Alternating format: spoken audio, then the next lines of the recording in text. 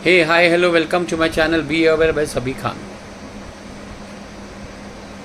आज का टॉपिक और आज का मजमून 174 कुर्ला विधानसभा क्षेत्र जो काफ़ी दिनों से सरगर्मी में चल रहा था और बहुत ही बड़ा कन्फ्यूजन था कि यहाँ से 174 कुर्ला विधानसभा से कैंडिडेट कौन रहेगा। तो यूँ समझो 174 विधानसभा में एक षड्यंत्र की राजनीति हो गई है। 174 विधानसभा में सबसे पहले मोराजकर को एबी फॉर्म दिया गया शिवसेना उद्धव गट की तरफ से। फिर उसके बाद में आखिर के दिन लास्ट मोमेंट पे राष्ट्रवादी पक्ष शरद पवार गट तुतारी से मिलिंद अन्ना कांबले जी को एबी फॉर्म दिया गया, जिन्होंने फॉर्म भरा। फॉर्म की स्क्रूटिनी में दोनों कैंडिडेट के फॉर्म एक्सेप्ट हुए।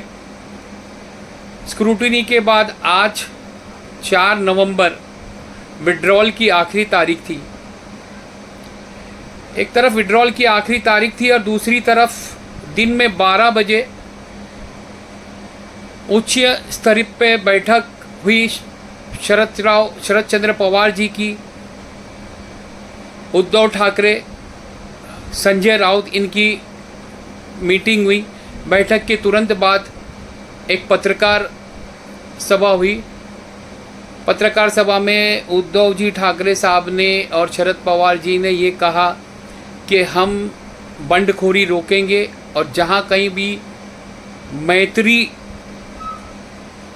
आपस में, मतलब जो गठबंधन वाले वहाँ पर जो लड़ाई होगी, हम उसको वो लड़ाई नहीं होने देंगे और गठबंधन पे होंगे। और हमारे पास वक्त कम है, उस वक्त 2 बज रहे थे, हमको अभी बहुत सारे फ़ोन करना है और कैंडिडेट के विड्रॉल्स लेना है, इसीलिए हम पत्रकार सभा में बाद में कहेंगे। इस बीच में तकरीबन 3 बजने में 10 मिनट बाकी थे।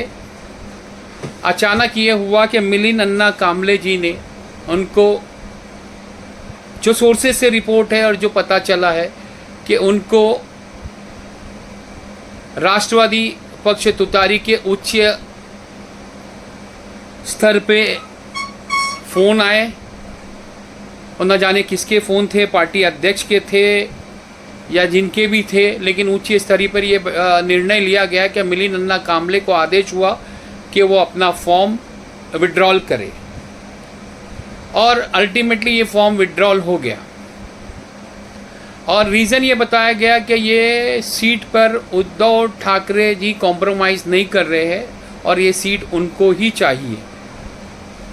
अब सवाल ये है कि प्रवीणा मोराजकर जो कि शिवसेना उद्धव ठाकरे गट की है और दूसरी तरफ मंगेश कुडालकर जो शिवसेना शिंदे ग्रुप के है, ये दोनों मैदान में है। इस वक्त कुरेश नगर की आवाम का, कुरेश नगर की जनता और यहाँ तक के 174 विधानसभा का जो क्षेत्र है, उन सब में असमंजस पैदा हो गया है कि करे तो क्या करे। क्योंकि लोगों का कहना यह है, जो कि मुस्लिम डोमिनेटेड कॉन्स्टिट्यूंसी है, साथ में दलित भी है, अच्छे खासे वोट यहाँ पर, इन सब का कहना है ये है कि हमको दोनों कैंडिडेट नहीं जम रहे। अब लोगों के सामने सवाल ये उठ रहा है कि करे तो क्या करे। अब देखना ये है कि जिस तरीके से प्रवीणा मोराजकर को ये टिकट दिया गया और जो लोगों के सूचना के हिसाब से ये है कि उद्धव ठाकरे गट ये सीट छोड़ना नहीं चाहते, तो अब ये लड़ाई कैसे होगी। क्या नीचे स्तर के कार्यकर्ता प्रवीणा मोराजकर का साथ देंगे, ये एक बहुत बड़ा सवाल पैदा होता है।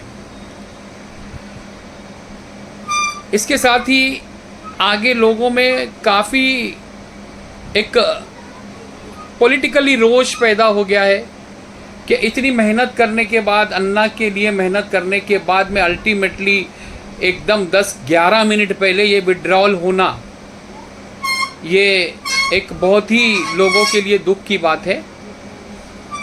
अब इस दोनों कैंडिडेट के अलावा तीसरी चॉइस एक मैदान में है जो कि इंडिपेंडेंट कैंडिडेट है, डॉक्टर ज्योत्सना जाधव, जिनकी निशानी है बैट। अब ये देखना है कि क्या नेहरू नगर कॉन्स्टिट्यूंसी में क्रिकेट के मैदान में बैट चलेगी। क्या बैट चलने के बाद में हल्ला मचेगा, क्या मशाल जलेगी, या फिर शिंदेगढ़ शिवसेना का धनुष्यबाण चलेगा। इस कॉन्स्टिट्यूंसी में एक बहुत बड़ा चैलेंज है, बहुत बड़ा चैलेंज के साथ में यूँ समझो कन्फ्यूजन भी है। और साथ ही साथ 174 नेहरू नगर कॉन्स्टिट्यूंसी में जो सोर्सेज से रिपोर्ट है, लोगों की जो बातें हैं, उससे ये समझ में आता है कि क्या आने वाले टाइम में राष्ट्रवादी तुतारी ग्रुप कुर्ला में सरवाइव करेगी, क्योंकि एक अकेले ही नेता मिलिंद अन्ना कांबले जो निष्ठावान नेता थे, जिन्होंने राष्ट्रवादी के 2 गुट होने के बाद में भी ईमानदारी से शरद पवार साहब के साथ में खड़े रहे, तो क्या उनके कार्यकर्ता आगे फ्यूचर में राष्ट्रवादी के साथ खड़े होंगे? अब देखिए आने वाले समय में क्या समीकरण बनता है, ये आने वाला वक्त खुद बताएगा। और सबसे ज़्यादा अगर कोई बताएगा तो कुरेश नगर की आवाम, पाइप रोड की आवाम, LIG हवाईची की आवाम और हरी मस्जिद की आवाम, यही एरिया है जो निर्णायक हो गए एक MLA को विधानसभा भेजने के लिए। जय हिंद, जय महाराष्ट्र।